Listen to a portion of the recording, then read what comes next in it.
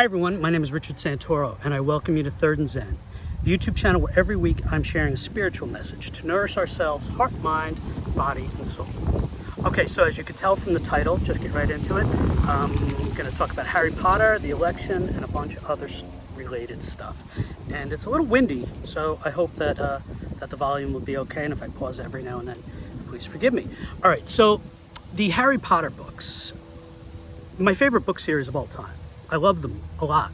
I haven't read them in years, but I remember when the first book came, I remember the first book before it was like a huge thing. I remember I was in the bookstore and saw it, I'm like, oh, that looks interesting, and I bought it. And it was amazing. And then not long after that, it became the phenomenon that it would become, the literary phenomenon. And the books, I loved them. I loved them so much. I've read them more than once. They're the kind of books that when I would read them, either the first time or second time or whatever, there could be people in a living room around me. I remember one night with family and everybody's in the living room. I'm just sitting there reading it and able to zone it out. They're that good. They're so well written. They're wonderful. They're classics. I don't need to tell everybody that. I'm not a big fan of the movies, probably because of my love for the books. But yeah, movies didn't do it for me. Book is always better than the movie, kind of cliche. So bottom line, the Harry Potter books were phenomenal. I love them. Here's the challenge with them.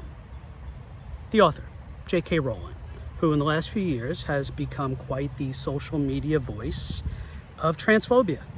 I'm going to call it what I feel it is, transphobia. So it's a challenge to have that love for the books with the author who is putting out some real ignorant ugliness. And she's not the only one that we are challenged by, or I should say that I'm challenged by, or other people are challenged by. I mean, you have Michael Jackson and the accusations against him and his music as a legend. You have Woody Allen, a writing and directing legend, and what he did. You have Roman Polanski, a convicted rapist who directed some of the best movies of all time. Chinatown is one of the greatest movies ever made. You have Mel Gibson, who was such a staple of of all of us for the 80s and 90s going on. There's a beautifully looking, tremendous actor with such great filmography. And then you have his bigotry in the form of his anti-Semitism. It's pretty ugly stuff that he's, said out there. You have comedy legend Bill Cosby. I mean, on many people's Mount Rushmore of stand-up comedians. I remember seeing him in Radio City Music Hall when I was younger, but Bill Cosby is a legend of comedy, both in stand-up and with The Cosby Show. Amazing, but literally a convicted rapist who for decades did some, bug on the head. Anyway, who did some really terrible things and, tarnishes his legacy. So separating that from that, it's really difficult. One of my favorite, and for a long time, my favorite football player of all time, Brett Favre. I had his jersey, loved Brett Favre. And then when he retired, hearing about the corruption and the fraud and defrauding and stealing money from welfare, really, that's a challenge for how I looked at him and what a sports fan I was. And then you have somebody like Barry Bonds and Roger Clemens. I mean, not that I was fans of those guys, but those that cheated with steroids in baseball. How do you separate that?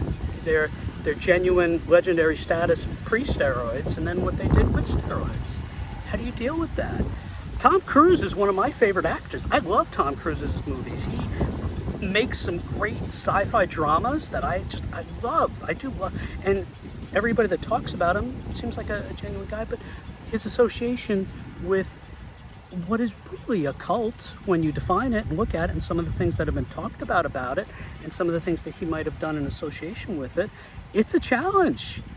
It is a challenge to bring this opening in for a landing, to separate the art from the artist, to separate the accomplishments and what people do, whether it's in literature, music, cinema, television, comedy, sports, music, I said music already, to separate what they've done in their achievements and accomplishments and how it's impacted us, and the individuals, the human beings, and what they put out and have done in the world. It's how do you separate the art from the artist? It's really difficult.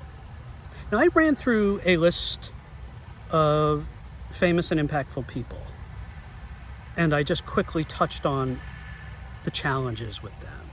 And forgive me as I check my notes here. Transphobia, sexual assault of the worst kind, convicted of rape.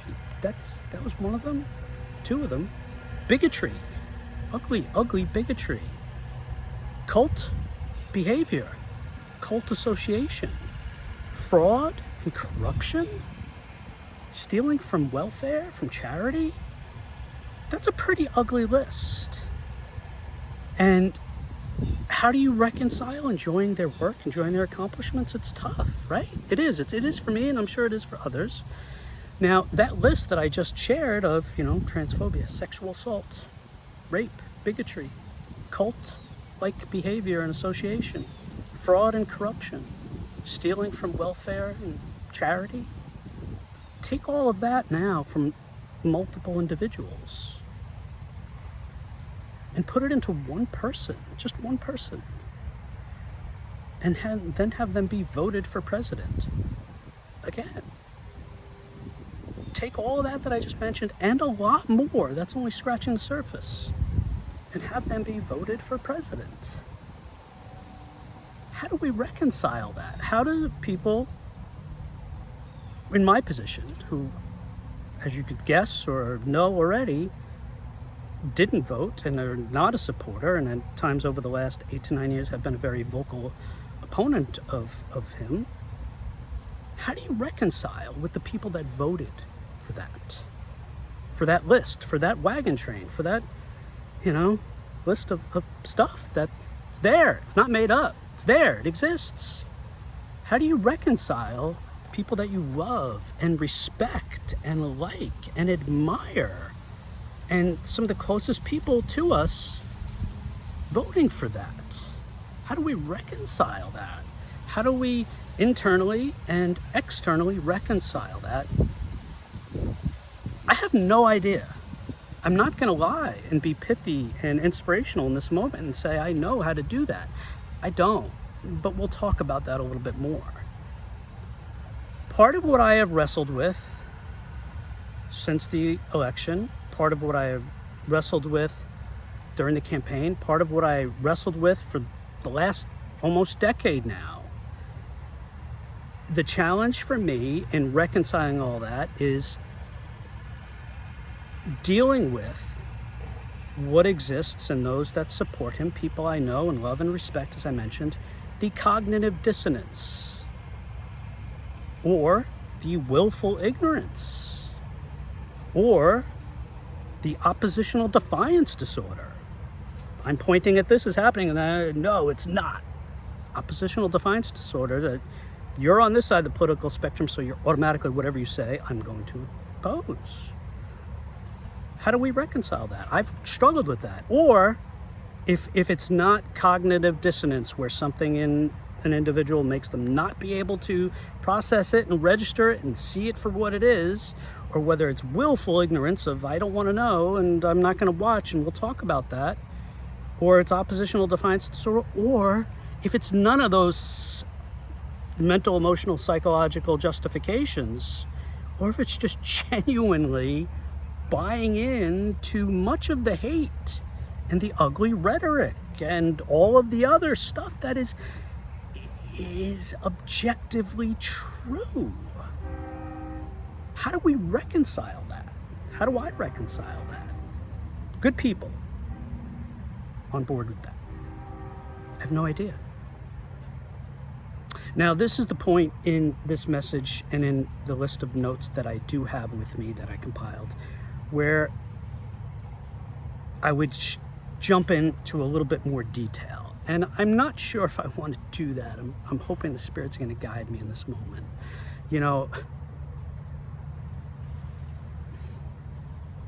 When the January 6th committee hearings took place, and they had multiple days on TV of the hearings, and they had people under oath, people of the administration, people, family members, his own daughter, his own attorney general. When they had all this under federal oath, under the, threat of perjury if you lie, all of his ilk, his staff, his family, talking about what he did, that he knew he didn't lose the 2020 election, but he, just kept doing this, and that he knew what he was doing in terms of getting violent reactions on January 6th. Part of the challenge is, I knew people that's like, I'm not going to watch that. I'm not going to watch that. It's a kangaroo thing. It's this, it's that. Already judging it without saying, that was really terrible what happened. And he's kind of said a lot of, and he might, so as someone that either supports him or would continue to support him, I'd like to hear what people have to say. I'd like to learn and absorb. No, didn't. Cognitive dissonance, willful ignorance, oppositional defiance disorder. These are, honestly, and I know I mentioned Tom Cruise and the cult, and you might be wondering, why is that part of it? This is cultish behavior. A refusal to look at a leader of your group, tribe, political party, honestly and objectively, and say, maybe that's not. And that's just scratching the surface. Imagine, if you will, for a moment, if Kamala Harris said, even though the governor of Ohio and the local officials, Republicans, all said it's not true, imagine if Kamala Harris said they're eating the cats and dogs, about migrants, about Haitians, targeting a demographic. Imagine, if you will, Kamala Harris pretending to perform fellatio on a microphone. Imagine Kamala Harris, if you will, saying that Liz Cheney should be in front of a firing squad. And this is all just in the last, week to month or so. But no reaction from supporters. That's cognitive dissonance or willful ignorance or oppositional defiance disorder, or that's cultish behavior, refusing to see that. Saying that they're killing babies after they're born. It's just, and then his acolytes saying it as well. Shouldn't that make it a non-starter that you would support? I can't reconcile the cognitive dissonance, the willful ignorance, the oppositional defiance disorder, the cultish behavior, or the not caring about that. It's hard for me to reconcile that in good, lovely, wonderful people. When Biden won the 2020 election, a good friend, a loved one of the dearest, favorite, most cherished and admired people I know and have known in my life, was upset. A Trump supporter, not a Biden supporter. And when Biden won, I got angry text messages listing economic numbers saying, I guess 51 million people are wrong. And, they don't like this, and this with these economic numbers. Pre-pandemic numbers, by the way, without taking into account how they slid during the pandemic. Partly, obviously, because of the pandemic, but also because of a lack of leadership. But anyway, I digress. But looking at these economic numbers and saying, I guess they didn't like this, so they're going to vote against it. Those economic numbers have been exceeded by the current administration. So those economic numbers were a cause of anger for not voting in support of, but now those economic numbers, which have been exceeded, aren't good enough. The cognitive dissonance, the willful ignorance, the oppositional defiance disorder, the double standard, the cultish behavior of, no, it's only good for when he, but not good for when they. I'm not going to do what I thought I would do. I have, over the course of the last year, researched to know for myself if the Biden-Harris administration did a good job. Economy, immigration, crime, credible sources. And I compiled this research. And I was going to list off, the litany, and I'm scrolling. The more landmark legislation than any administration since the New Deal and FDR. Landmark, wonderful stuff. The economic numbers, the facts and stats and data that anyone is welcome to research and then debate and say and refute or not, and say things are so bad. Look at all of this, but I don't think I want to do that. Or I don't know, because it's a real challenge to reconcile. Things are terrible. They've destroyed them. Well, let's look at some facts. It's really difficult, when they lowered prescription prices, something that Trump said he would do and didn't. They capped the cost of insulin, $35 a month. A record number of Americans have health insurance. The number of people without health insurance has gone down. Enrollment in the Affordable Care Act is at its highest point. They passed infrastructure, which was so derided, even though Trump said he would do that, but he didn't. But when it was done, and this infrastructure bill has had impacts throughout the country that can't be quantified, and Republicans all voted against it, yet in each of their own areas all were there when it was, whatever was going on, a bridge being rebuilt or this funding or that, they were there to take the credit. It's great.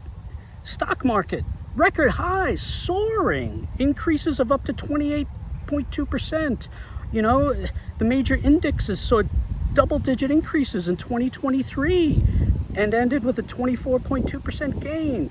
Crude oil production. I remember people bemoaning gas prices and oil and what they're doing, this and that, like we're all experts, but oil production in this country is at record high. It's up 12.7%. The U.S. is producing more oil than any time in history. The American Rescue Plan from the administration, under that, U.S. employment is now more than 10% above what it was when initially Biden became president. So in his first 3 years, not counting what's gone on this year, which has still been fine, but in his first 3 years, Joe Biden, the U.S. employment rose more than any other president in history, including Bill Clinton, who was second, and Donald Trump, who was third. The 14.6 million jobs added during the first 3 years is the largest increase for any 3 years of a U.S. president administration. Granted, it's post-pandemic, but still, they did that to care for that. The unemployment rate dropped back to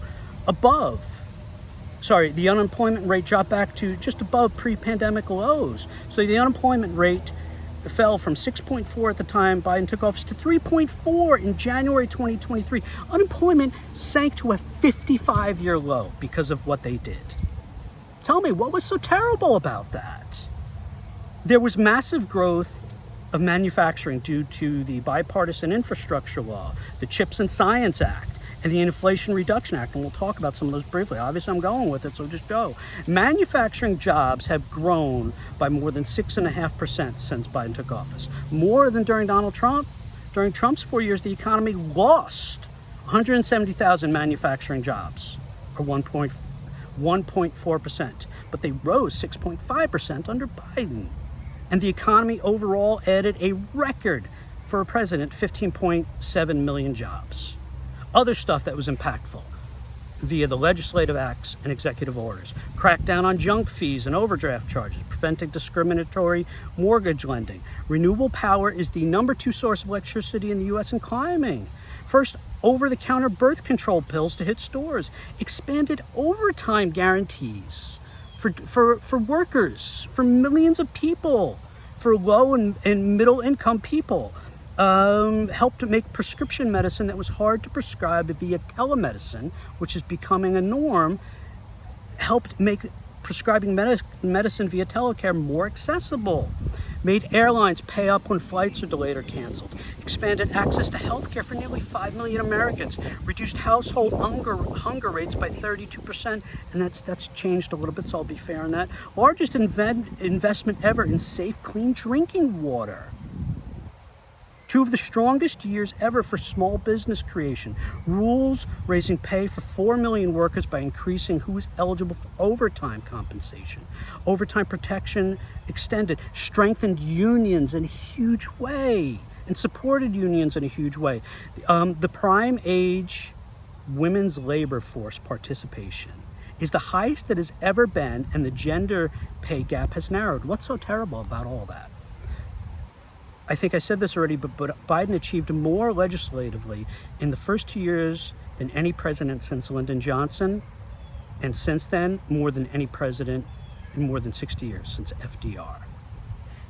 Inflation Reduction Act, American Rescue Plan, the PAC Act for veterans and their families, first major gun safety legislation in nearly 3 decades, the CHIPS Act, Chips and Science Act, the Bipartisan Infrastructure Law, the Respect for Marriage Act, the Bipartisan Safer Communities Act, the Butch-Lewis Act, the most significant law for union retirement security in over 50 years, and rescued and protected roughly 2 million workers' pensions, ensuring that they would remain solvent. The Pregnant Workers Fairness Act and the Pump Act, workplace protections for pregnant and postpartum workers. The historic U.S.-Vietnam bilateral trade agreement, which was mostly led by the Vice President, Kamala Harris. And don't get me started on her record as VP. The VP is a second banana and not supposed to, show what they did. The president saw the credit, but go research what she actually did. She's the most accomplished vice president, and the responsibilities that they gave her and what she did than any vice president in the last 50 years. What was so terrible about all that? What was so terrible? The cognitive dissonance, the willful ignorance, and the oppositional defiance disorder, and all of it. How do we reconcile that? I don't know. I have no idea, but I'm going to say this, and I'm bringing all this in for a landing. I'm done. I am done trying to convince or point out or show or educate or illuminate. I am done having political conversations. Trump won. His supporters won. It's all yours. You got it. You have it. I am not going to cry out every time he or somebody that they cleared to go on stage says Puerto Rico is an island of garbage. I'm not going to say a word. It's yours. You have it. It's yours. For better or worse, it will now, you'll reap what you sow. For better or worse, you, as I said, and then somebody followed up with, you get what you deserve. And now we get what you deserve. So, I'm not going to say another word. No political discourse for me. No conversation about it. I'm done. This is yours. Reap what you sow, enjoy it or not. This is now a boundary. This is one of a few things, honestly. This is my textbook trauma response. This is what I do in moments. This is how I've been shaped psychologically, mentally, and emotionally. Like fight, flight, or freeze. Oftentimes, for me, it's freeze or flight. This is my response of putting up the wall and retreating. And so for better or worse, that's my trauma response. Yours is different. This is what I'm doing. But it's also, with that, a healthy boundary I'm putting up. I'm done. So, to bring this all in for a landing, I don't know how to reconcile it with the people that voted for him. I don't. I love these people. I respect them. I admire them. I adore them. I would do anything for them. And I want to keep that. And I will keep that. I will. But it's hard for me to reconcile it. It grieves me. It breaks my heart. I can't reconcile it, so I will boundary. That's how it is. And I know I'm not the only one. I know, family members who are transgender, whose, family members, parents, relatives voted. I know, people who are Puerto Rican who are heartbroken. I know women. Oh God, women. How we failed women yet again. We failed women in just so many ways. But as I said to my therapist yesterday when we talked about this, it's a mirror held up. This is who we are as a country. This is it. So I can't reconcile it, but it's just the reality. So I don't know how to reconcile this. I really don't. You know, J.K. Rowling and Mel Gibson and Bill Cosby, the art and the artist. I don't know how. I can listen to Billie Jean and Beat It and Thriller and just admire it, but at the same time, there is that level of, seeing Mel Gibson in a movie. He's Mel Gibson, and those movies are classics, but at the same time, so I don't know how to reconcile it. It's not easy. Transphobia, sexual assault of the worst kind, convicted rape, bigotry, cultish behavior, fraud, corruption, stealing from charities, gaslighting, dishonesty, ugly, violent, fascist rhetoric. Go get transcripts. It's right there from the horse's mouth and tell me that I'm wrong. Tell me it's not. But the cognitive dissonance, the willful ignorance, the oppositional defiance disorder, I'm gonna just shut off to when I can't reconcile it.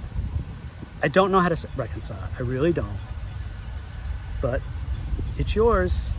Those that voted for him, it's yours. I'm done, and I'll be silent on the topic from here on out. Now, if you've stuck through this whole video, if you're a supporter, maybe you're angry, maybe you don't like this. Okay. I don't expect what I'm saying to change a single thing. Maybe it will. Maybe it'll, but I don't expect it. And if you're not a fan of this, okay. Others on the other side of it, I know you're hurting. There's a collective, human collective throughout this country and throughout the world of mourning, of grief, of sadness, of being scared, of feeling betrayed, of feeling angry, of going through all the stages of grief and trauma and all of it. There's a multitude of not fun responses. I get it, So I get it. I have honestly no inspirational speech, no stand and fight motivator, let's do something. If you are moved to volunteer, to roll up your sleeves, to work harder, to get into it, to fight, I applaud you, I support you, I stand, right there with you and do whatever I can to help you. If you are gonna, recede like I am in this moment and probably going forward, okay. I don't have the rah-rah speech. I remind us to care for ourselves and one another as best we can. But I will give us two things to end with something helpful. On what we call Good Friday, the day of the crucifixion after Jesus had died, Scripture tells us that the disciples were scared, terrified in the upper room.